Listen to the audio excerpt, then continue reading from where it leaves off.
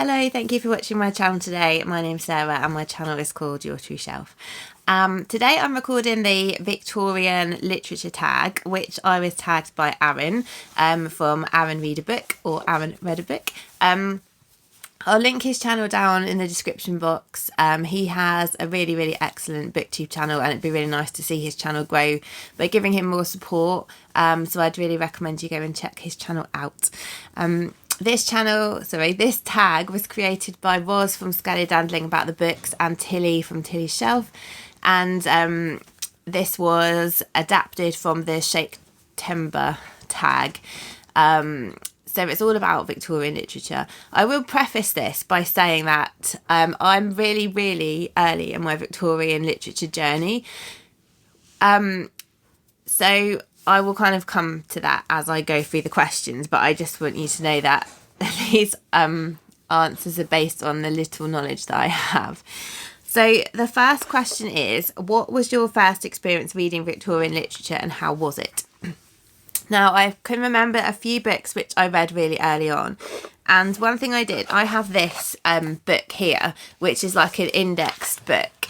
And when I was a kid, so probably from year 5, so age sort of 10 maybe, to about age, I reckon, 12 or 13, I used to record all of my reading in here, and I went through to see if there's any Victorian literature, and the only one that I had in there was Three Men in a Boat by Jerome K. Jerome. So I think that must be one of my first ones, but I remember literally nothing about it. I think I can remember it being quite humorous, but I don't remember anything about the story at all. It would be nice to reread it.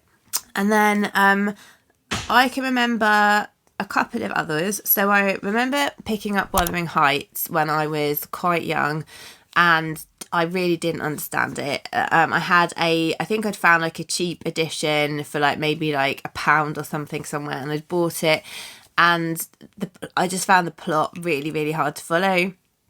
I probably was primary school age, and so I remember that, and it kind of, I don't even know where that book is anymore because I don't have it.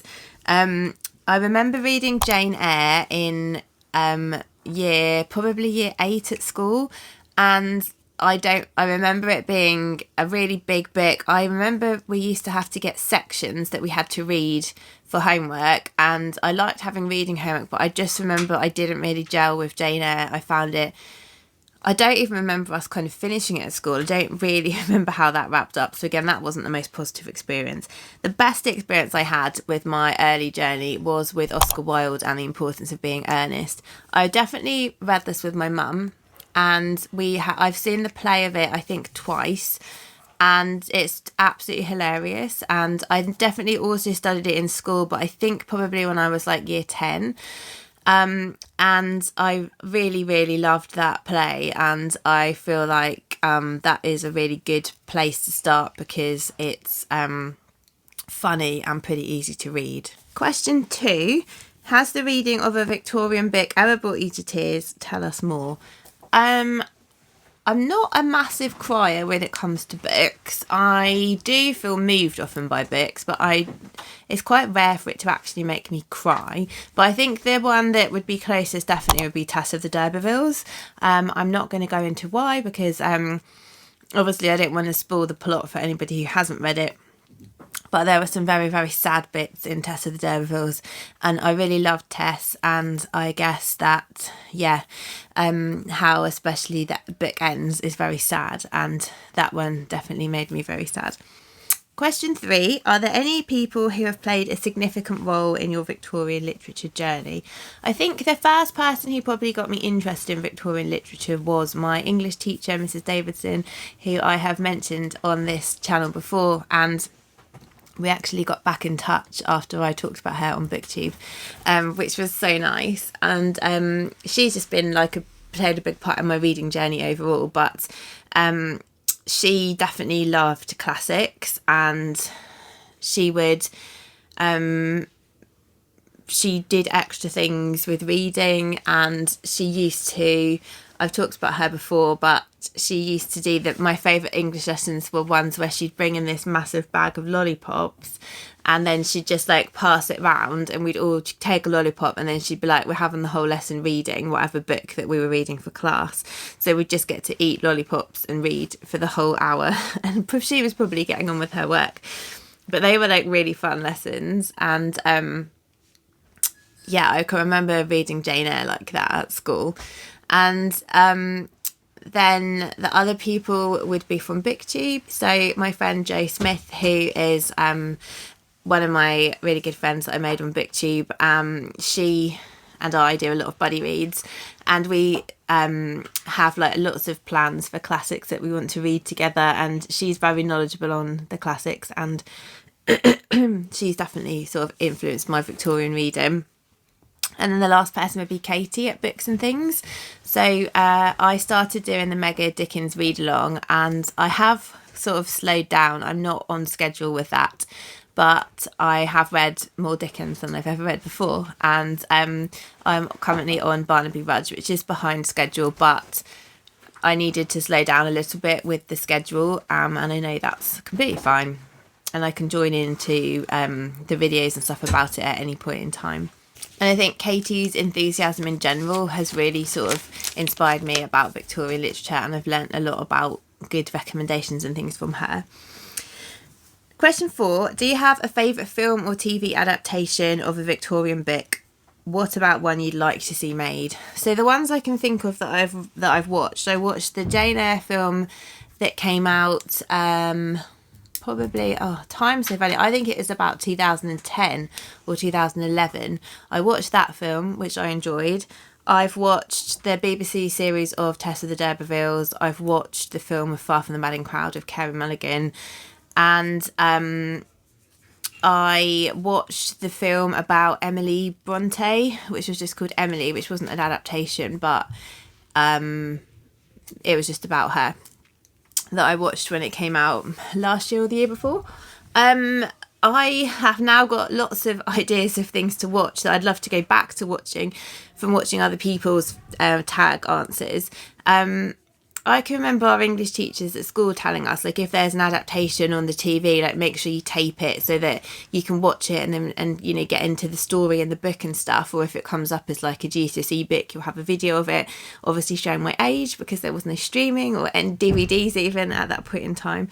And now I think it would be really nice to maybe watch some with my children, because a lot of people's answers about how they got into Victorian literature was through watching those adaptations kind of in the 90s and 2000s. And I think it would be cool to get some of those and watch them and and get into it like that. Would be really nice. What about one I'd like to see made? I don't really know the answer to that, because there's probably all the Victorian books that I'm sort of on my radar, I would imagine there's probably adaptations of already. I'd like to watch some of the Dickens ones. I haven't watched any Dickens adaptations, I don't think, so that would be cool. But yeah, I don't know what I'd like to see made. Which character most resembles you or you identify with most? I don't know. I'm not really sure. I liked... Well, I guess there's characteristics that you can see from different people. You know, I can see like the hard work and the care for family in Tess. I can see the sort of keeping, sort of looking after people and sort of learning about new things in Margaret Hale from North and South. But I don't think I've got like a person. All I would say is none of the women in Dickens that I've come across so far, because the women are just kind of ludicrous in Dickens, and all they do is kind of faint, and yeah, not them. Question number 6. Do you have a favourite moment, scene or line from Victorian literature? So one of the things I think of with this is I thought I'd choose like a comic moment, and I found that The Pickwick Papers by Charles Dickens was so funny. I laughed out loud so many times in that book, and it's the moment. There's a moment where Mr. Tupman is shot by Mr. Winkle, so they're out on like a some sort of shooting expedition. Mr. Winkle is pretending he knows a lot more than he actually does about how to use a gun, and he doesn't do it properly, and he ends up shooting his friend, and then everyone's freaking out. And one of the women asks Mr. Tupman, "Oh, please tell me you're not dead," and he's talking to her. And it's all just really funny, and there's so many kind of mishaps and misunderstandings and things in that book that I found hilarious, and that one kind of stuck in my mind. And also Sam Weller in that book has a lot of great one-liners, and yeah, I just found him very funny as well. So they're probably some of my favourite parts for that book. Question number 7. Does any Victorian literature intimidate you? What and why? I don't think it intimidates me as in would I be able to understand it, but I think it intimidates me in terms of size a lot of the time. And intimidates is maybe the wrong word, but I think we're all guilty of this on BookTube when we have like a set number of books we want to read for the year or month, or we like reading a certain number of books each month. When you then look at a book which is several hundred pages, you know, like some of the Dickens books are very, very big, it then sort of means that, you know, if you read that book, you won't read much else, which is a really silly attitude, because if you really enjoy the book, it doesn't matter. But I think that's one of the things that intimidates me. And the other thing that pits me off is when you open a book and it's got really, really small writing, not many page breaks, not decent borders around the page. That really, I don't know if intimidates me is the right word, but it pits me off, because I know it's going to take me like 3 or 4 minutes to read every page. And I like it where I'd much rather there was extra pages and a bigger font personally, but I'm sure that creates more printing costs, and that's the reason why they don't do that. Number 8, what tips would you give someone early on in their Victorian literature journey? Well, I would say I'm quite early on in my Victorian literature journey, so I will just say about some of the things that I've found really good.